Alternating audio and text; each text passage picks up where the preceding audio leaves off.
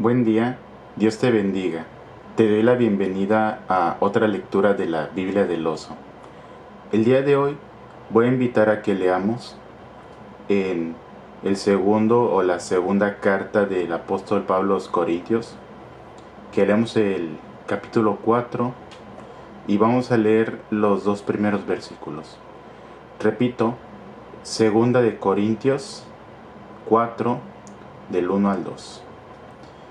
Lo pueden leer en la versión que tengan la mano o bien podemos aquí escuchar juntos en la versión Biblia del Oso, que dice: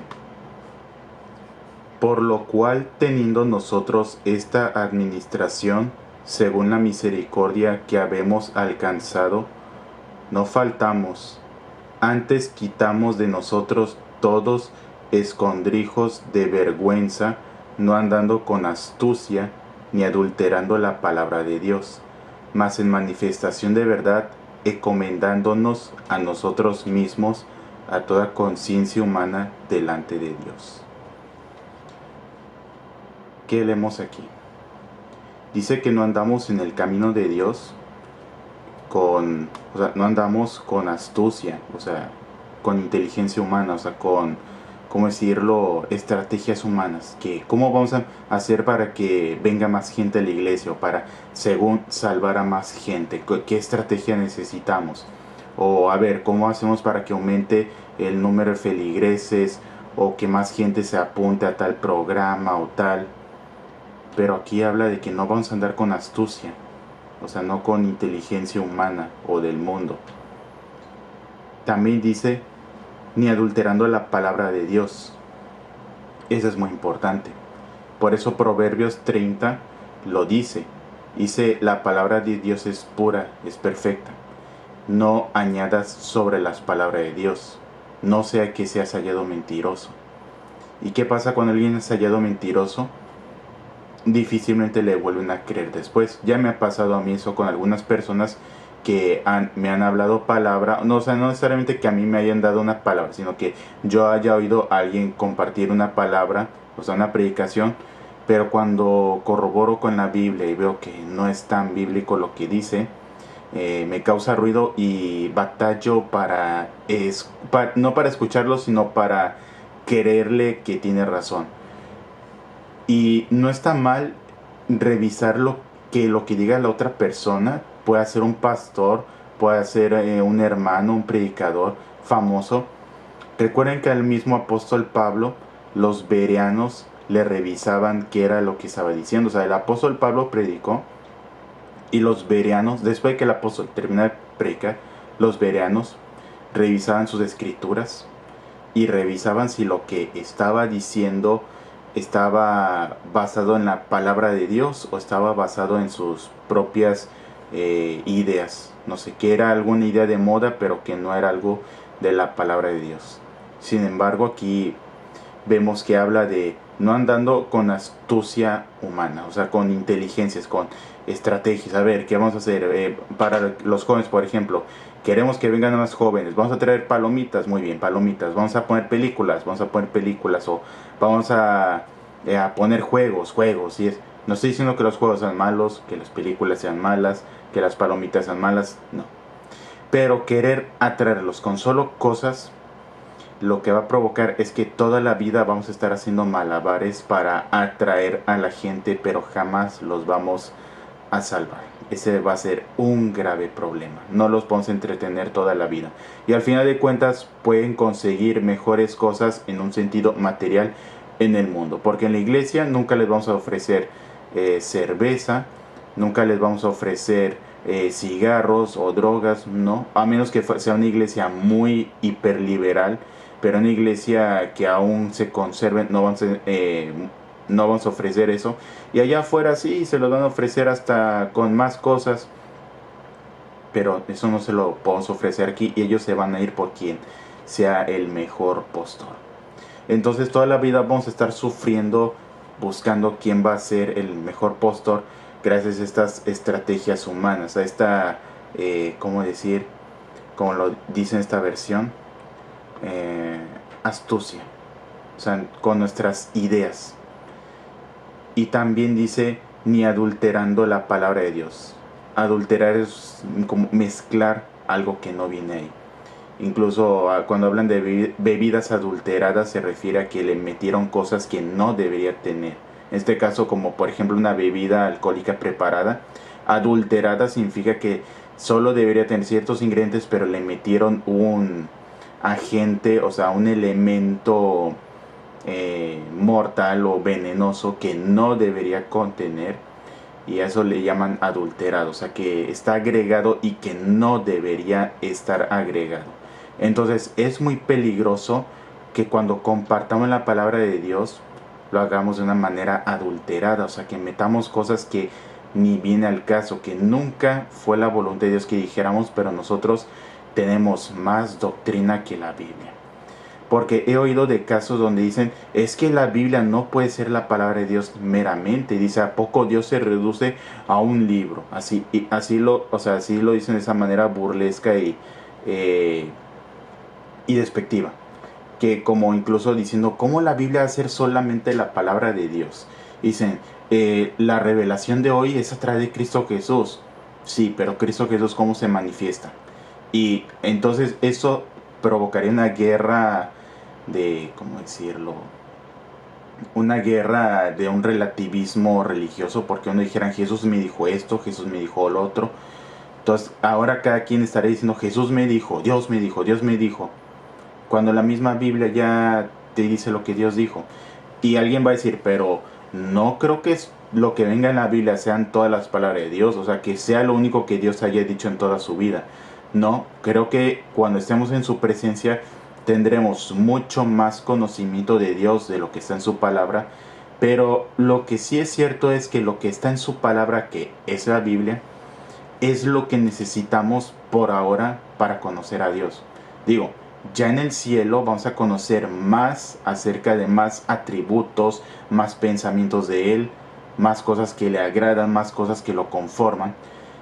Pero querer sacar más cosas, pónganse a pensar, si Jesús siguiera revelando más cosas, o sea, que a través del Espíritu Santo Jesús nos siguiera hablando, pónganse a pensar, es que está interesante esto.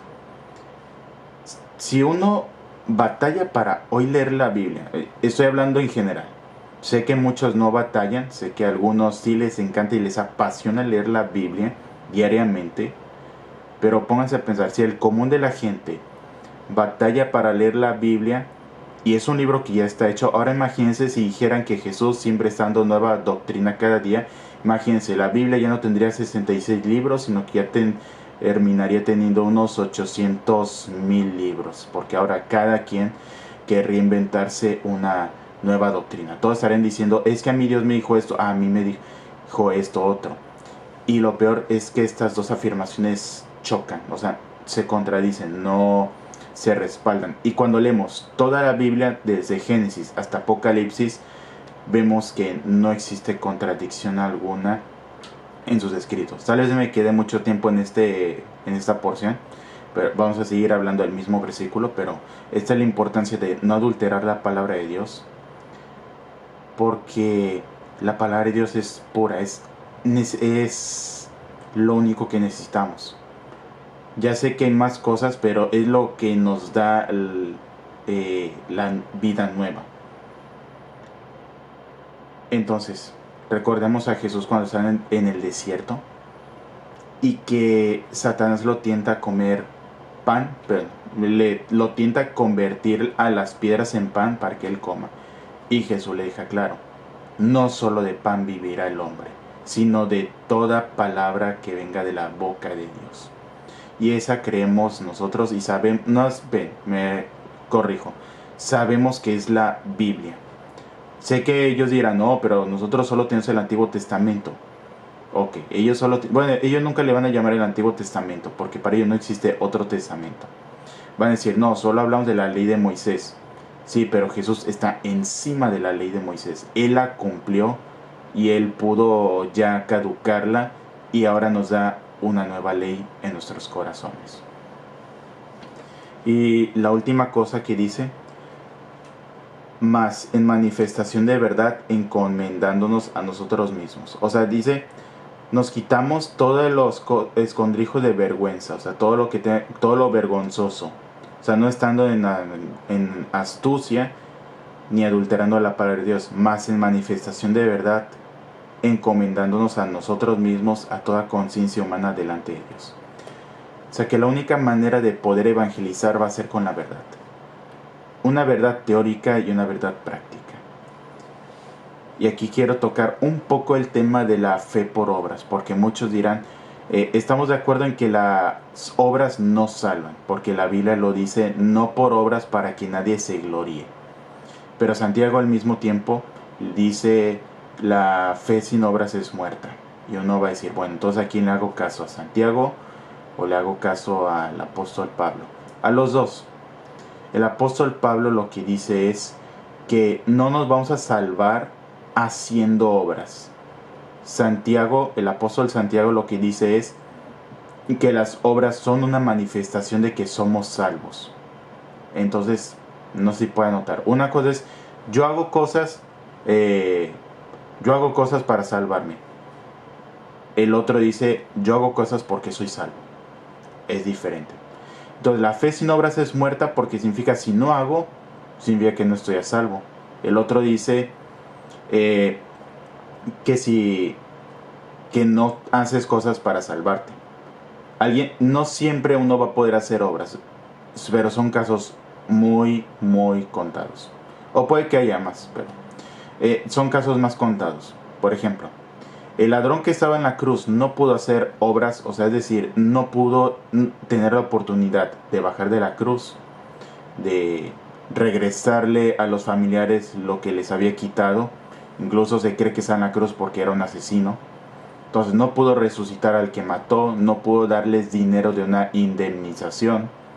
Pero sin embargo, la fe en Cristo lo salvó. Pero si Jesús lo hubiera salvado, o sea, sí lo salvó, me corrijo. Si Jesús lo hubiera, además de haberlo salvado, o sea, de la muerte eterna, si Jesús, además de haberlo salvado, le hubiera dado la oportunidad de seguir viviendo, ahí ese ladrón sí tendría la obligación de demostrar una fe con obras. Pero como no la tuvo, solo pudo tener fe en Jesús y ahí se fue al paraíso.